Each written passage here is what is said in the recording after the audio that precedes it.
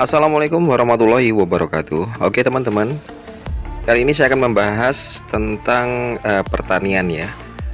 Tepatnya di wilayah Jember Selatan, di mana tanaman yang menjadi salah satu tanaman utama ya di wilayah di Jember Selatan nih, yaitu tanaman tembakau. Lebih tepatnya untuk jenis tembakau kasturi ya yang ada di wilayah Jember Selatan. Ini menjadi andalan tani yang ada di wilayah Jember Selatan, mana setiap tahunnya tanaman ini pasti ada dan selalu ada ya untuk wilayah Jember Selatan. Selain tanaman-tanaman yang lain, ada cabai, ada bawang juga, dan yang lain-lainnya. Tentunya untuk tanaman ini menjadi tanaman andalan ya untuk para petani di wilayah Jember Selatan di saat musim kemarau ya. Jadi masa tanam tembakau ini yaitu setelah musim padi, kemudian dilanjutkan dengan tanaman tembakau ini. Oke, seperti apa cara tanam dan juga proses-prosesnya, dimulai dari mana? Mari kita simak penjelasan berikut ini.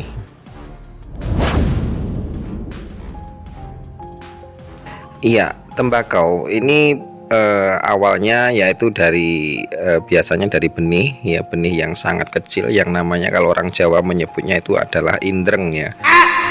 Dimana untuk pembibitannya sendiri yaitu dilakukan oleh ahli-ahli pembenihan ya, karena memang membutuhkan ketelitian dan juga pengalaman yang dilakukan untuk menyemaikan ya, untuk membenihkan yang namanya biji daripada tembakau ini, karena memang nggak semua bisa melakukannya. Jadi biasanya di tempat pertanian ini ya, di tempat Jember Selatan ini ada sebagian orang yang memang sengaja membudidayakan benih tembakau ini. Jadi untuk para petani yang ingin menanam tembakau ini biasanya membeli ya dari para istilahnya pembedeng ya yang ada di wilayah sini, yaitu tinggal membeli gitu aja ya. Jadi untuk jenis dan macamnya tembakau ini memang banyak sekali, tergantung para petani yang ingin ditanam itu jenis apa gitu. Proses pembenihan sendiri itu kurang lebih membutuhkan waktu 1 bulan ya, sampai siap dicabut dan dipindah ke lahan yang memang sudah dipersiapkan. Jadi untuk umur daripada benih tadi yaitu sekitaran 1 bulan lah.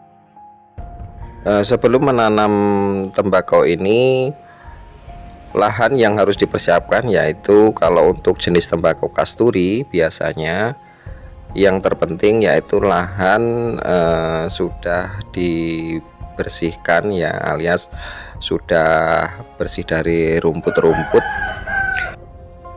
Setelah lahan benar-benar dipersiapkan, maka barulah tembakau bisa ditanam di tempat tersebut.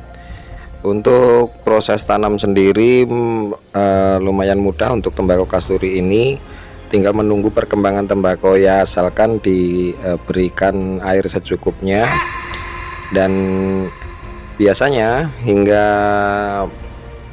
tanaman ini bisa dipupuk yaitu sekitar umur 15 hari, maka bisa diberikan pupuk dasar ya seperti urea. Dan tidak banyak juga untuk pupuk yang digunakan pada tembakau ini, tidak seperti tanaman cabai, tanaman yang lainnya yang membutuhkan banyak sekali variasi pupuknya. Untuk tembakau sendiri hanya dibutuhkan urea dan juga ZA nanti ya untuk yang kedepannya. Bisa ditambahkan untuk pupuk-pupuk isian, namun tidak menjadi hal yang utama ya untuk tanaman tembakau, karena memang untuk tanaman ini hanya melebarkan daun aja ya, dan untuk tebalnya sendiri itu bisa mengikuti kontur tanah dan juga cuaca yang mendukung untuk tanaman ini. Bisa saja untuk yang ada di tempat lain sama-sama menggunakan pupuk yang sama, namun biasanya pertumbuhannya berbeda. Itu tergantung lokasi dan tempat di mana tembakau ini ditanam. Sementara untuk kendalanya sendiri untuk tanaman tembakau ini biasanya yang pertama setelah tanam itu bisa dimakan hama ya, seperti hama belalang, juga ada ulat ya yang bisa memotong batang daripada tembakau ini yang masih kecil, dan itu juga menjadi masalah ya bagi para petani.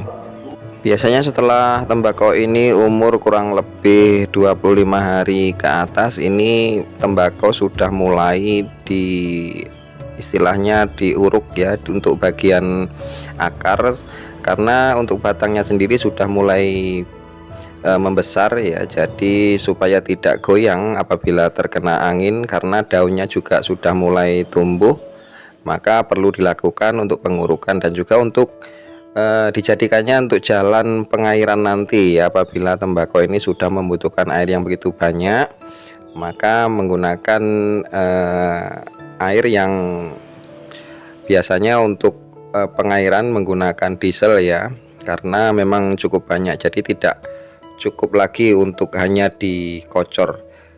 Untuk tanaman tembakau sendiri sebenarnya cukup mudah untuk perawatannya ya, tergantung cuaca yang biasanya yang mendukung.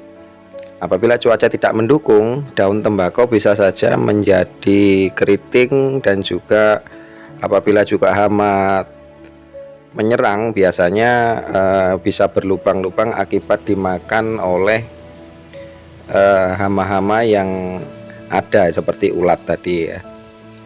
Sementara untuk penanganan berikutnya, tembakau ini bagian pupus atau ujungnya ini akan dipangkas ya, supaya untuk daun yang berada di bawah, maksudnya daun utamanya, bisa menjadi lebar. Dan itulah hal yang membedakan antara tembakau kasturi ini dengan tembakau naos ya. Bahwasanya untuk tembakau naos ini untuk ujungnya untuk pupusnya ya dibiarkan sampai berbunga. Dan biasanya untuk para petani ini untuk bagian tengah yang tembakau masih belum begitu besar, ini bisa diberikan tanaman-tanaman pendamping ya. Ini bisa diberikan sayuran-sayuran gitu. Nah, seperti ini ada ulat-ulat yang sudah mulai memakan daun-daun tembakau, ini perlu dilakukan peracunan ya untuk ulat-ulat ini supaya tidak melubangi daun tembakau. Oke, untuk tembakau kasturi sendiri, masalah lubang pada daunnya tidak begitu bermasalah ya, dibandingkan dengan tembakau jenis naos. Ini kasturi masih terbilang aman dan tidak bermasalah. Oke, selanjutnya saya akan coba membahas ini tentang tembakau naos.